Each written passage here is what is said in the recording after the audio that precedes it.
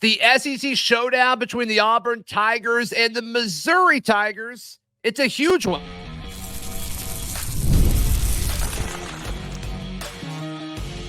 You are Locked On Auburn, your daily podcast on the Auburn Tigers. Part of the Locked On Podcast Network, your team every day. Yes, welcome on into this special crossover edition between Locked On Auburn and Locked On Mizzou. I'm Zac Blackerby with Locked On Auburn. He is John Miller with Locked On Mizzou. It's never too early to look at the top games coming up at this upcoming football season. And John, before we clicked record, I mean, this is a big one. Both teams agree.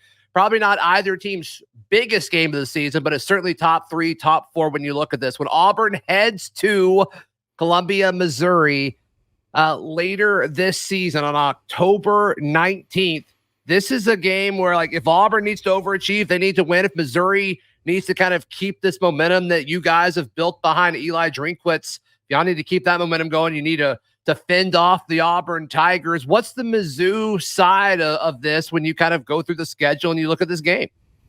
I think you kind of said it. Obviously, Auburn is a huge program, big-time name, bigger name historically than Missouri, and yet Missouri sitting here in a position where beating the Auburn Tigers is kind of a must-win game. If the Tigers are going to meet their goals, which to me is making the 12-team playoff, I don't see how you can lose to Auburn and make that happen.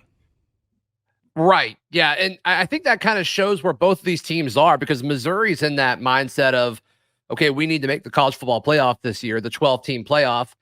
And Auburn's kind of been this like, okay, can we win 8 games? Can we win 9 games? Can lightning strike and maybe something better happen if, Auburn's offense is able to put everything together? But John, I'm sure you get this a ton from folks talking about Missouri from the national level and maybe even from around the SEC, maybe even internally. I don't know. But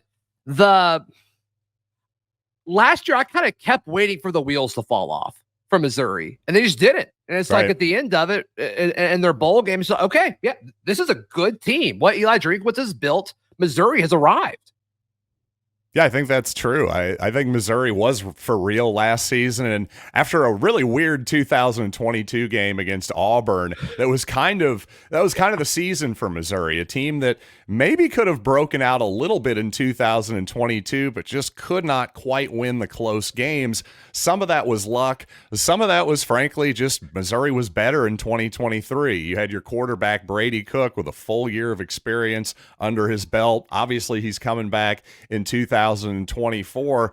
Like you said, it's going to take some time for a program like Missouri, especially with a new coach, to get where it needs to be. And what I'm curious, Zach, with Hugh Freeze in year 2 here, I think Auburn's in a really interesting spot because traditionally Auburn has really high expectations. Sometimes they meet them. Every once in a while they'll win a national championship. But then other times it seems like their fans maybe get a little bit too hot on expectations. Does that make sense? I guess what I'm saying is I see a lot of great recruiting so far from Hugh Freeze. Do you really think this is the year for Auburn to break through, though, or is it maybe a year 3 thing? I think it's a year 3 thing, John. And, I think when you look ahead, I mean, the SEC schedules, you play the same teams, it's just flipped. And I think Auburn's chances of beating Missouri are better when it's in Auburn than it is when they go to Columbia. And I think also, Auburn's 3 toughest opponents this year and the following year, they go to Georgia, they go to Missouri, and they go to Bama. And then obviously that switches the following season. So to me, I think both from a talent standpoint and an opportunity regarding the schedule, I do think the breakout year will be 2025, but that's not the way this team is thinking, right? That's not the way Hugh Freeze is thinking. From a recruiting standpoint, they're hitting the ground running. They're getting talent. Auburn has elite SEC talent in a few positions. The issue is they're 18 years old right now. Right. And so how much of an impact can they make? And you guys have seen, what special, talented receivers can do with what Luther's been able to do. Does Auburn have that with Cam Coleman? And they certainly could. And by the time, Auburn goes to Missouri, like he'll have his feet set up under him, and maybe he will be emerging and ascending, potentially being one of these top, talented receivers in this league. But a lot of it's just got to come together for Auburn. And I think there's going to be a few positions where there's going to be some mismatches for Auburn to possibly win some of these toss-up games, John. But to me, I don't know if it is this year, but certainly I think 2025 Auburn is a team to watch. Yeah, I think I'd agree with you. And really, that's the thing to me. Correct me if I'm wrong, Zach. I think recruiting kind of has held Auburn back in recent years a little bit. And if Hugh Freeze is going to really put it, I think he had a top 10 class his first year, correct me if I'm wrong, probably going to follow it up with something at least as good, maybe even better. They're looking to possibly flip the number one player in the country right now in Juju Lewis, quarterback committed to USC. And I mean, if that's all happening, if I'm an Auburn fan, to be perfectly honest, I almost don't care what happens in year two to some extent. Now, I'm exaggerating a little bit, but I'm just saying you go 6-6, 7-5, you're saying, hey, well, maybe 8, maybe 9. It's okay if you win 6 this year. It really is. If you're going to keep recruiting that way, if the guys out there are still playing hard for Hugh Freeze, I'm just telling Auburn fans from my perspective, just looking at that recruiting, it makes me nervous as a Missouri fan. I hope you Auburn fans start to get impatient with Hugh Freeze this year, because if you are patient, if that team sticks together, I think it's probably going to work out in the long run. The patience thing throughout the Auburn fan base, it's been a mix of a few things. One, I mean, I guess it kind of started with Gus Malzahn, just the, constantly winning 8 or 9 games. And it's like, okay, well, Georgia and Alabama, they're winning a ton. Like, why can't you catch up with, your two biggest rivals? You're consistently recruiting inside the top 10, but like, you're not finishing with a top 10 product. What's going on here? And so the Auburn administration, they got impatient and they pulled the plug on Gus Malzahn, which, probably was the right move. I don't think the following hire is what they should have done. I don't think Brian Harsin is anywhere close to as good of a coach as what Gus Malzahn was, but it is what it is there. And, Harsin just set the program back a decade with the lack of what he wanted to do. And so Hugh Freeze inherited a really crummy situation, and I think he's made the most of it in his short amount of time here. It's just going to take time. I mean, this isn't Ole Miss where he wants to rebuild it via the portal. He wants to rebuild it via the high school ranks, and he's still having to patch holes in the portal. But all in all, he wants to recruit his guys from the high school level and develop them. I think that's the way you kind of do this from a long-term perspective. John, I want to ask you what I think the biggest mismatch is with this Auburn and Missouri matchup. Let's touch on that next, if you don't mind, right here on the special crossover edition of Locked On Auburn and Locked On Mizzou. Today's show is brought to you by our friends at LinkedIn Jobs. John, you know how easy it is to use LinkedIn Jobs. If you're a small business, it doesn't make sense why you wouldn't be using LinkedIn Jobs to find your top talent. No doubt about that. I have a small business myself. We've used LinkedIn Jobs before. We're experts at a lot of stuff, mostly dancing, but hiring, that's where you got to check out LinkedIn Jobs. They'll do it for you, and they'll do it like a professional.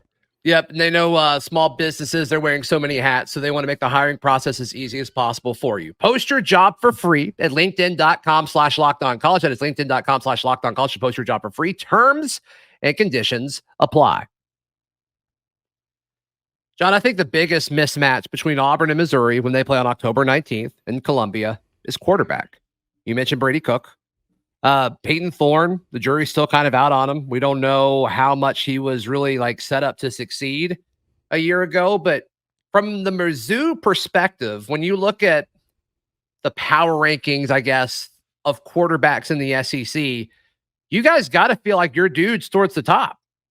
I think that's absolutely right. And it's hard for me to necessarily rank those top guys off the top of my head, but I think the real point there is, I think the conventional wisdom is Carson Beck would probably be number one right at this moment. Let's just say he is. Sure. I don't think there's a huge gap between the talent that Brady Cook brings to the table and Carson Beck. Now, you can say he plays for a better team. I wouldn't argue with you. I think Georgia's got to be considered number one right now in my book, but that's just my humble opinion. But yeah, I'm right there with you. And frankly, I think nationally, if anything, I think Brady Cook is still probably a little bit underrated because he's not popping up on any he's not getting a lot of NFL hype at this point or anything like that. But I think just in terms of college football, he's absolutely up there. And that Missouri offense in general just has a ton of returning production at receiver, offensive line. They've plugged a couple holes through the portal, I think, very effectively in the line as well. So if you're worried about the quarterback position, that's probably a good thing for Missouri because they have a lot more questions on the defensive side of the ball than the offensive side of the ball. So if Auburn's going to pull off this upset, and once again, this is so far away, we don't even know what these teams are going to really look like. And I mean, teams may not even be done in the transfer portal. We'll see. But what do you anticipate the weakness of Missouri being? Like, what does Auburn need to do to capitalize on that?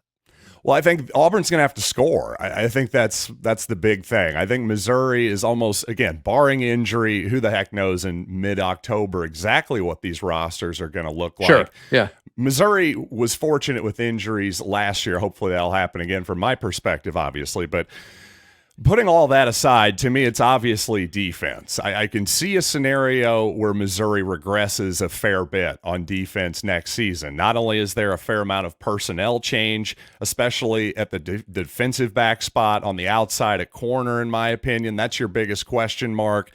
But also, of course, Blake Baker, Missouri's defensive coordinator the past couple seasons, moved on to LSU where his wife is an alum and all that good stuff. They paid him $2.5 million and all that. So to me, if Missouri does regress a little bit defensively, maybe they're just outside of the playoff, that kind of deal. I think their new defensive coordinator, Corey Batoon, is kind of the obvious whipping boy / scapegoat there.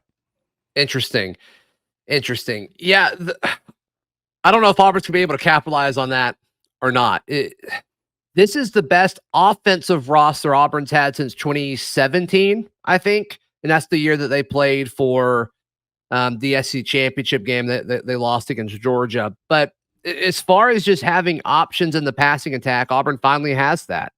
They have an offensive line that I feel pretty good about. Certainly see what happens there. But all in all, like the offensive roster appears to be solid. It's just scheme and quarterback play. And they were both so inconsistent a year ago. Auburn made changes to their offensive coaching staff. And we're all assuming Hugh Freeze is going to take a larger part of this. Because when you think about Hugh Freeze, you think about recruiting an offense. And he really only recruited a year ago. And so now he's going to be more involved in the offense. I guess that's going to help Peyton Thorne out. I guess it's going to help the passing game. If it doesn't, I think there's more conversations we need to have, internally at Auburn. But on paper, it makes sense how Auburn would be able to capitalize on that. But until they do it, John, I'm going to be a little hesitant. Sure. Here's one thing I actually heard. A little birdie that I have that was around the Auburn practices this spring told me that, Auburn was a little bit behind where he thought he expected, like some of the installs that they were doing. He felt like it was kind of rudimentary for the point where Auburn is year 2 here. What exactly were you seeing? Was that an observation you had as well, or is that just this person? Yeah, I don't think that's a crazy take. Now, I do wonder, like, what proper expectations are. I mean, this is a situation where, okay, you bring your quarterback back, but okay, you've got your tight end, Rivaldo Fairweather, who led Auburn in receiving yards a year ago. And then, Jay Fair, who's your other leading receiver, he was hurt for a big chunk of spring, and then he ultimately transferred out afterwards. And then the rest of it's new guys. Robert Lewis, you brought in from Georgia State. Sam Jackson, who played quarterback at Cal a year ago and transferred over. So he's learning not only a new offense, but a new position all in all. And then the rest of your freshmen or the rest of your receivers are freshmen. And so I don't know what proper expectations should have been. It would be my pushback to that. And so I think when you bring in all this new talent, I do think it raises the ceiling of what Auburn could do offensively. But there's also more room, I think, for things to not go as well as you would want. So I think you kind of risk some of the upside for stability when you make moves like that. But when you look at Auburn's offense last year, what were you going to do? You can't just sit still and do nothing. So I think the take there was more of just an observation and not really a criticism of Hugh Freeze, just more of observation of, hey, I think Hugh Freeze will probably do okay at Auburn eventually. It just may not be the breakout year in year two. That's just kind of what I'm thinking right now anyway. I don't think that's a crazy take at all, John. I don't think it's a crazy take at all. And to me, I think when you look at what needs to happen this season, it's I think you just need to kind of show that, hey, a modern day offense in college football can exist at Auburn again.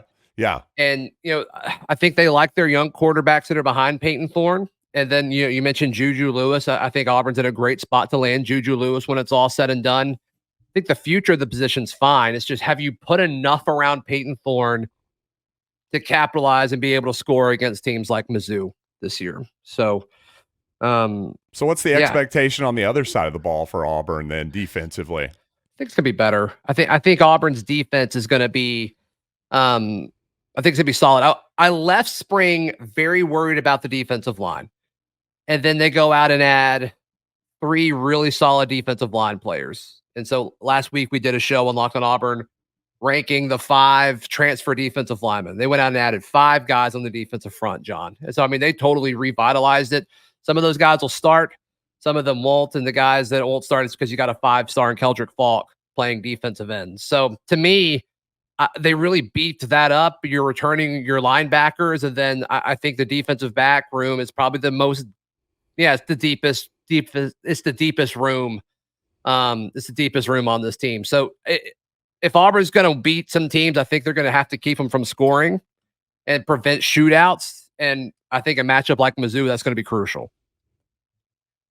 Interesting. Well, I think, it's interesting. You've got on your side there on your tees too large of a spread. And, what is the spread right now over at FanDuel? Do you have it in front of you? I think it's 7. 7. Okay. Honestly, I thought it was 10 or so. So I'm going to say no. If anything, I'd probably jump on that if I were a Missouri fan at 7, or just somebody likes to make money. I might actually jump on that a little early because I don't know. I think by the time we get to mid-October, I think Missouri's probably a 2-score favorite there, in my opinion. That's just how I'm feeling right now. I think it'll shift too. Yeah. Let's touch on that in just a moment, if you don't mind. Right here on the special crossover edition of Locked On Auburn and Locked On Mizzou.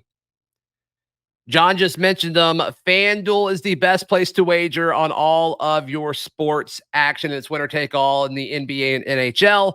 And FanDuel's giving you a shot to bring home a big win of your own. Auburn's win total on FanDuel is 7.5, John. And I think it's perfect. It really depends on the day when you ask me that question. Right now I'm thinking over. But next week that may drop. What is the win total for Mizzou on FanDuel? 9.5 at last time I checked. And again, that's right about the number, I think. They're pretty good at this, I'll tell you that. Yeah, they're good at what they do. So if you feel passionate about either of those one way or the other, and heck, this game's probably going to decide which team goes over and which team goes under. I think it's got a real shot at that. It's a huge game. So right now, new customers get $150 in bonus bets with any winning $5 bet. That's $150 to bet on spreads, money lines, player props, and more. Visit FanDuel.com/lockedon to make every playoff shot count. Yeah, John, I think I'm with you. I think this spread is going to move in Missouri's favor the closer we get to it. I don't think Mizzou's schedule is very tough. They've got that road trip to Texas A&M 2 weeks before they host Auburn. And if they win that game, they're going to be a perfect 6-0 hosting Auburn. And I just think Vegas is going to be all over that. Right. Yeah, I'm with you. And what's interesting about Missouri's schedule to me is the 2 toughest games, certainly on the road, are, as you said, Texas A&M, and of course we're playing the Crimson Tide on the road as well. Both of those teams with new coaches. So honestly, as I've been saying, Zach, I'm kind of curious what you think about this, but I think Alabama's ceiling for this season is as high as it's ever been. I do think the floor is a little bit lower with a lot of new personnel, with a new coaching staff. What are you hearing about the Crimson Tide right now? You got to think this is the most vulnerable they've been in 15 years. Yeah, 15 years, 10 years, something like that.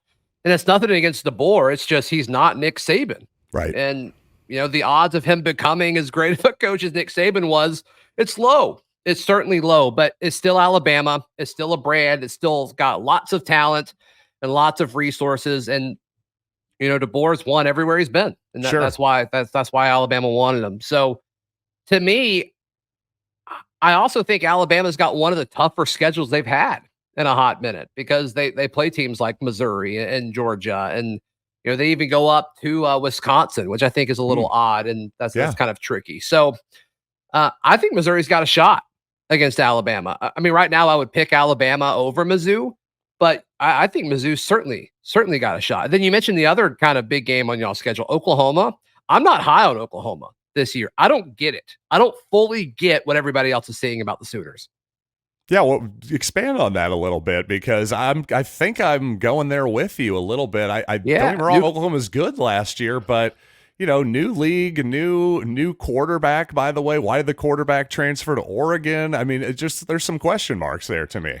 Yeah, new quarterback is huge. They're replacing a lot of guys on their offensive line. Obviously, that's going to be one who went to Missouri too, by the way, Caden Green. So that's kind of a trade that we won because we didn't give anything up. It's like it's like the Yankees signing a free agent from the Red Sox, that kind of thing. Yeah, I think that's probably a good win for y'all. So I don't know, man. I think all the pressure is also on Oklahoma too, and my listeners are probably rolling their eyes like, "Oh, here he goes again with this." But I think Oklahoma's in a tricky situation with their schedule. Their first SEC game, they host Tennessee, and I think all the pressure is going to be on Oklahoma and Norman, and I think Tennessee's going to win that game. I think Tennessee is better than Oklahoma. Then they turn around and go to Auburn, and they've got to be thinking in their brain, what if we go 0-2? Right. Everyone is going to make fun of us if we go 0-2. We've been begging to get into the SEC for forever. It's finally here, and oh my goodness, we start 0-2. I just think all the pressure's there. Then they play Texas after a bye week. I think Texas wins that game. And just what happens mentally when you've got a new quarterback, you're in a new conference, and you're the butt of every joke because you start 0-3. And I think that's a very real scenario. Even if you go 1-2 and you lose to Texas and you lose to Tennessee, to me, I just think it's a lot. I think it's a lot of pressure on Oklahoma.